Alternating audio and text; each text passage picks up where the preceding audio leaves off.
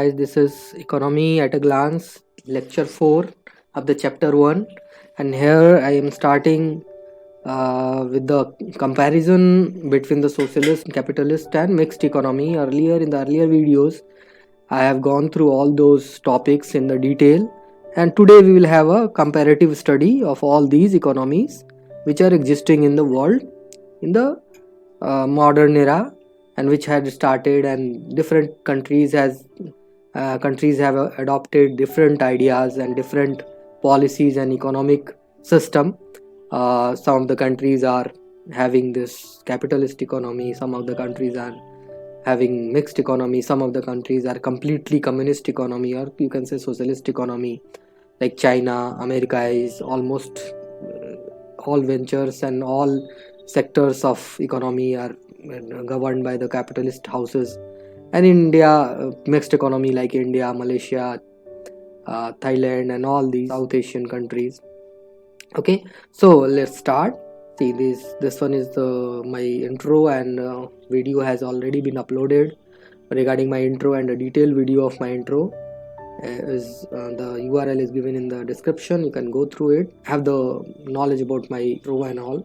So let's start. In the previous chapter, I shared you regarding the mixed economy and role of state in the economy. In this chapter, we'll start comparing between among capitalist state and mixed economy, right? So we'll have a kind of synopsis, or you can say gist of the whatever I have taught you in the earlier videos. It will give you a kind of compact knowledge and compact idea about all those previous chapters. So, and this is really important to go through in a quick mode. So let's start. See, capitalism, as I said, that there will be private ownership, right? Private ownership on all factors of production. All supplies and prices will be governed and regulated by private entity. We'll take example of Ambani's over here. Ambani's, Adani's. When they start governing everything, means economic policies will also be made by them. Then what happens? This capitalism starts operating. Capitalism operate like that capitalist house, merchants, big traders start framing economic policies, and there is no control on the economic system, on the economic establishment. The government does not control anything. Okay, so in socialism, ownership of a state or government or appointed body on all factors of production, supply, and prices. So here, these Ambanis, Adanis, and all those big traders need to follow the rules of the state government or central government, you can say. Means there would be some central authority who will formulate the policies, rules, and regulations according to the need and wants of the general population and general economic requirements.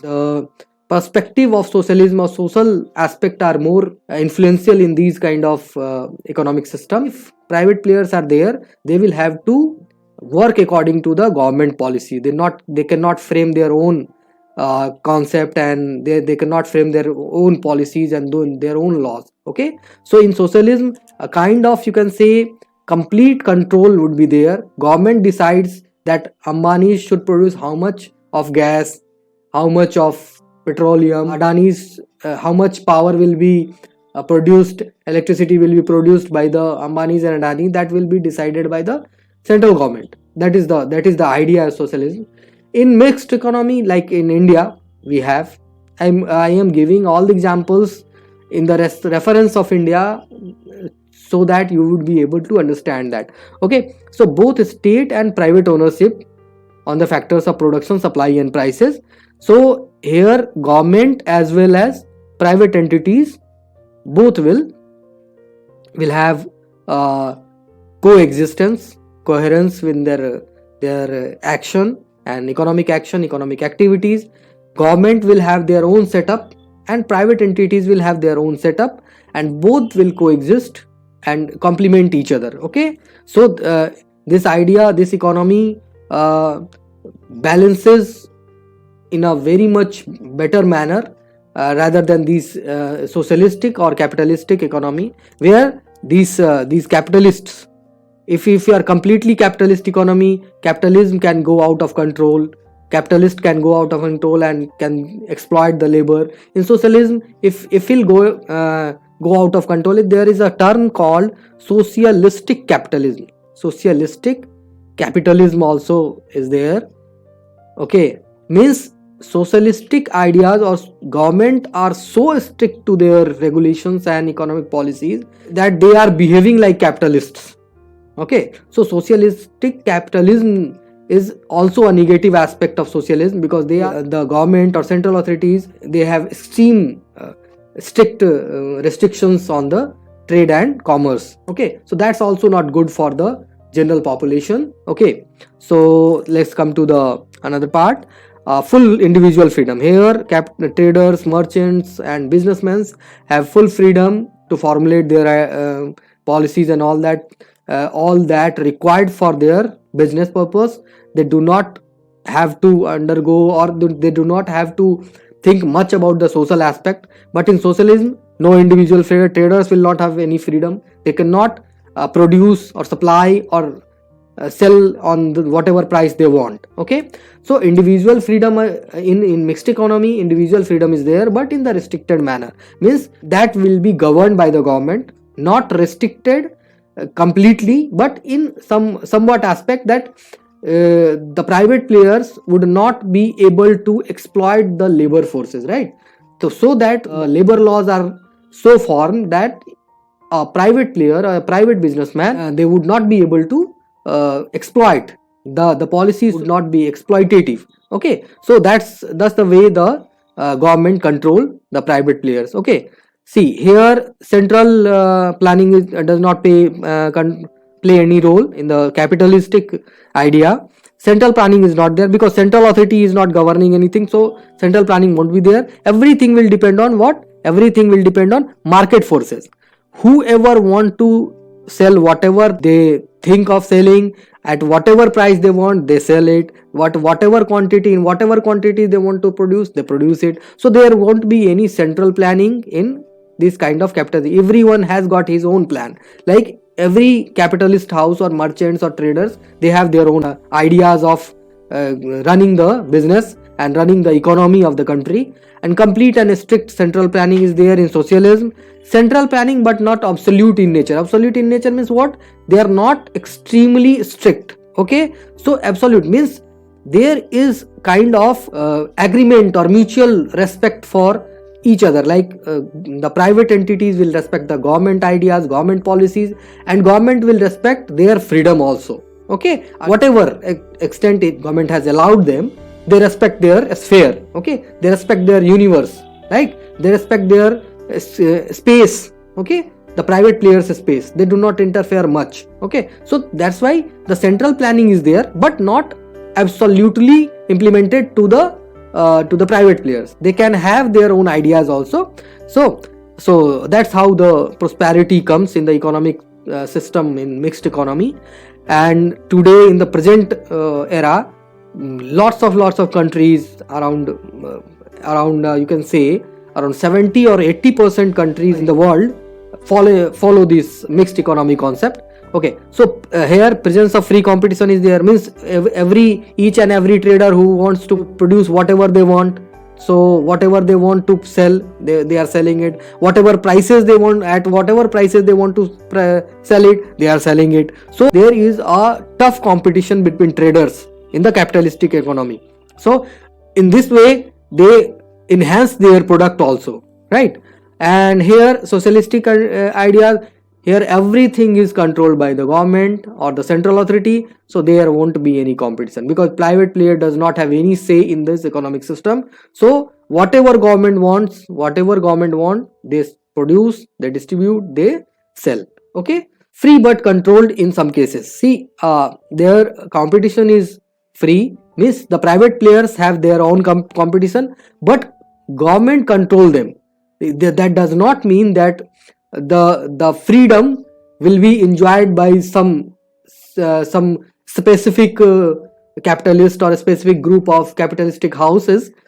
They will be equally applied, the whatever policies they have, they are equally applied to every trader or businessman. That's why the kind of freeness is there, but at some point it is controlled by the government also, so that being free should not be taken as granted. Okay, so the government make policies in such a way that competition would be there, as well as there should be in regulated way, so that freedom should not be taken as granted. Okay, in the mixed economy, let's come to the another points. Okay, operation and governing in capitalistic, you can say, in the capitalistic economic system, operation automatically and governed by market forces. It is completely, as I have said, the market forces means whatever, see, the producers are producing whatever they want, sellers are selling whatever at whatever price they want,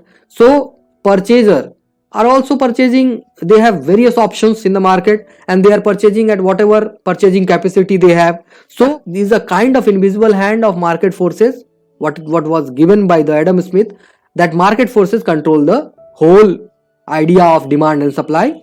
Okay, and the whole idea of purchase, selling and purchasing capacity, that is governed by the market forces. There is no central authority or government who operates that. There is no one who says a businessman that if you are producing this product, you will have to sell at this price only. You cannot sell it at exorbitant high price or lower price or whatever. There is no one to regulate them or control them. Okay, in socialism it is completely operated, governed by the policies of the central authority.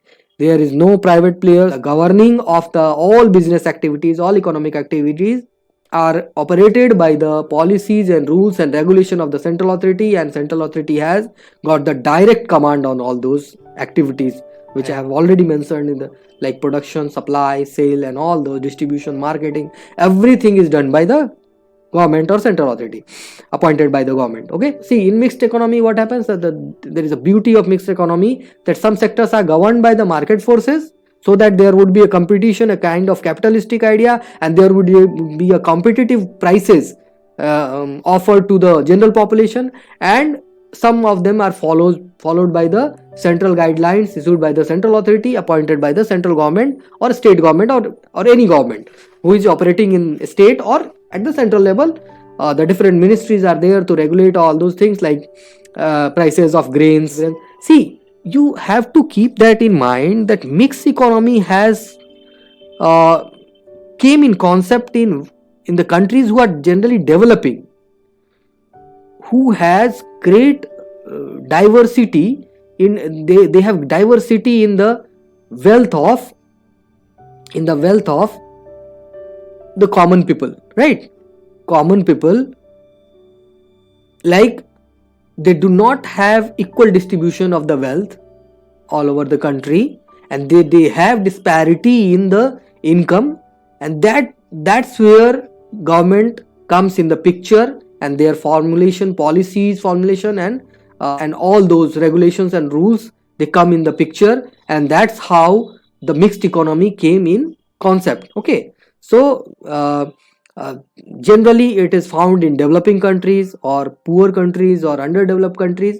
Mixed economy is playing great role in those countries where the income disparity is bigger between the among the population. Okay, see, in the capitalism is supreme motive is to make profit. Means private player who is establishing his factory or company or business, they will have the motive of having bigger and huge profits out of that business. Okay, but natural thing, supreme motive in socialism is to have social welfare.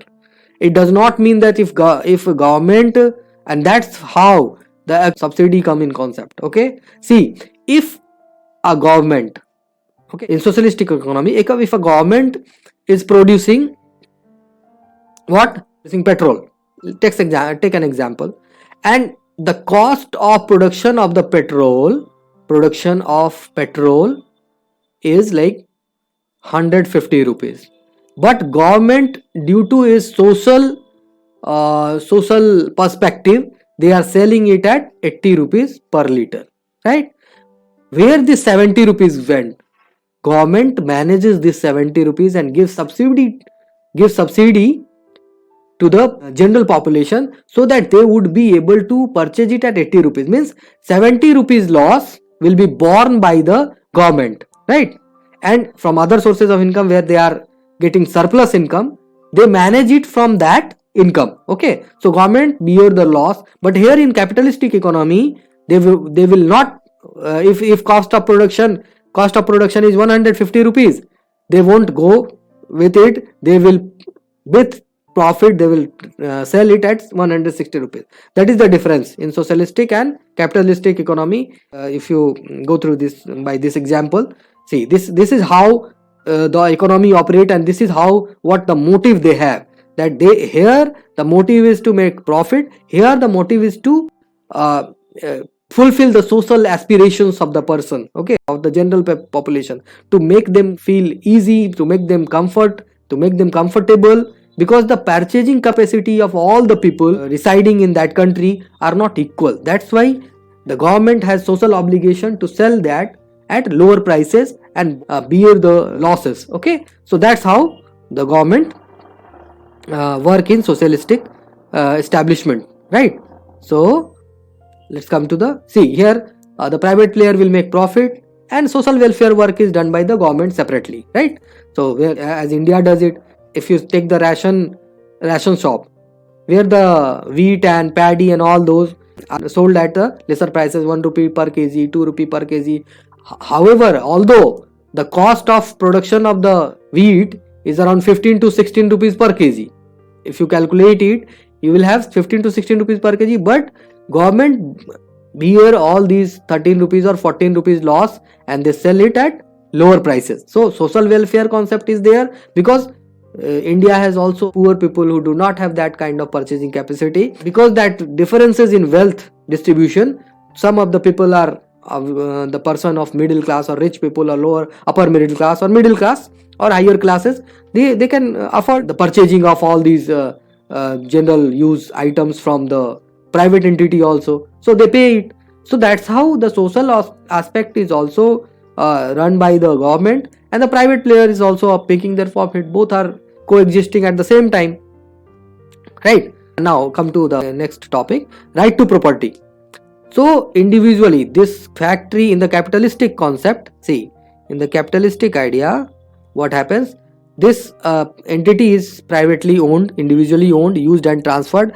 There will not be any interference from the government using, transferring and making the use of properties which is owned by the private owner or private businessman.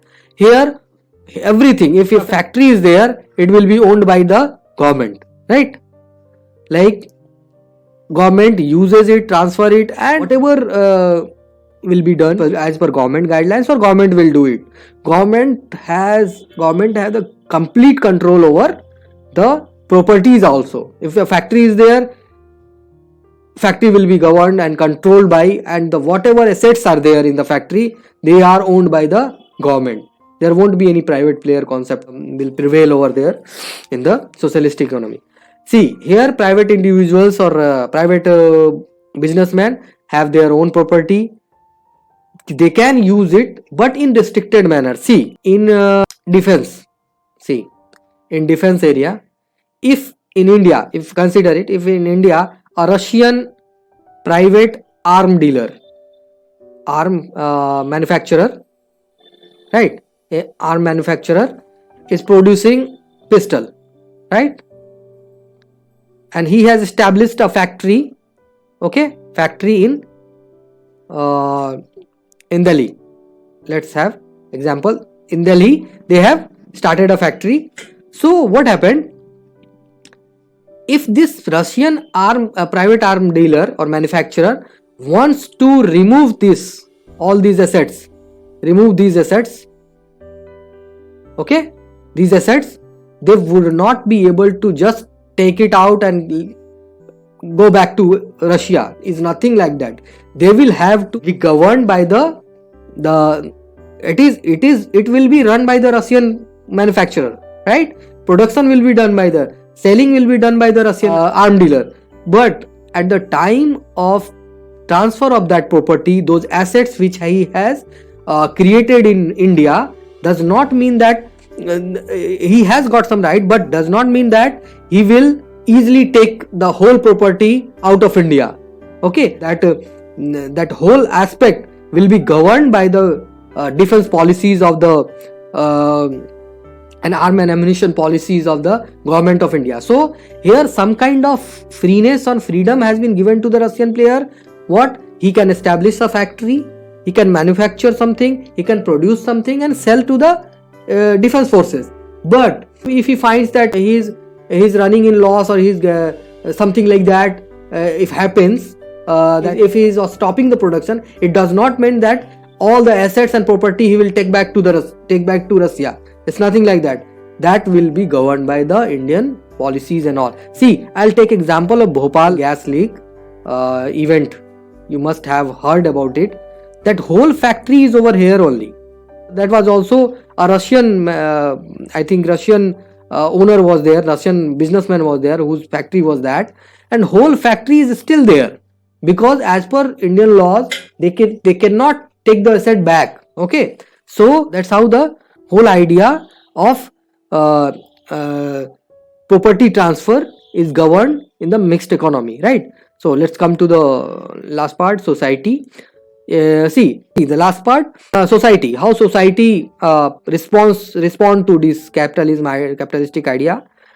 See, because the capitalistic houses are so big traders are in the play field, so the economic disparity start taking place. In the long run, economic disparity gets higher, gets bigger and bigger, and the class struggle, the struggle between the two businessmen, or among the businessman and even the general population, starts a class struggle.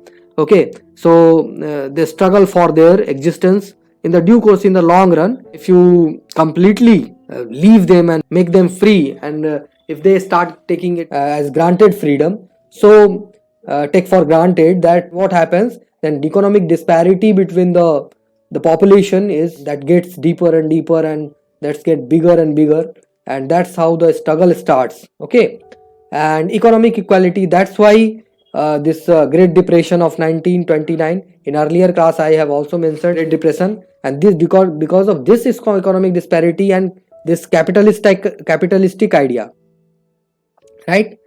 Due to this capitalistic idea, what happened? The Great Depression of 1929 in USA, Wall Street came in concept, and that's how the whole USA economy collapsed. US economy collapsed. It took really long time to recover. Okay, and it affected the whole Europe and America. So capitalist economy is that kind of drawback. Economic equality will be there because government sees each and every population as their the government as the social perspective. In the social perspective, the thing, and they try to equate and equally distribute the wealth in the general population, and class struggle will be lesser because everyone will have some amount of money and the basic necessity is taken care by the government. That's how the class struggle is almost nil, because disparity is lesser and lesser in this kind of socialistic economy. So that's how there won't be any tussle and hustle between big traders or anything like that, because government itself is a trader, government itself is a business house. So there won't be any kind of struggle that is faced by the capitalistic economy. And economic disparity but control. See, in these kind of mixed economy, what happens, because private players are there, okay, private businessmen are there, so there would be some kind of economic disparity, but it is controlled by government policies. Government is also controlling everything, so there will be a government controls it, and due to government policies it cannot go beyond a certain limit, as it goes in the capitalistic economy. That goes means one person does not have a single bread to eat, and one person used to travel with the chartered plane and all this kind of disparity is found in capitalistic economy. But in mixed economy, economic disparity would be there. Someone can be rich and someone can be of the lower middle class or poor, but that would be taken care by the government and their policies. Okay, so that's how a whole economic system is running in the whole world. These three kind of economic system is prevailing in the world. I hope you would be having better and better ideas of through these all these 8 points, and a better concept and better understanding of these capitalistic state and mixed economy due to this comparative study, and would have be a clear idea. Let's come to the next and see in the next lecture. We will go with the sectors of economy. Okay, a primary, secondary, tertiary sector in the detail. We'll have it. And till then, thank you very much, and keep in touch. Keep watching our videos. Thank you very much.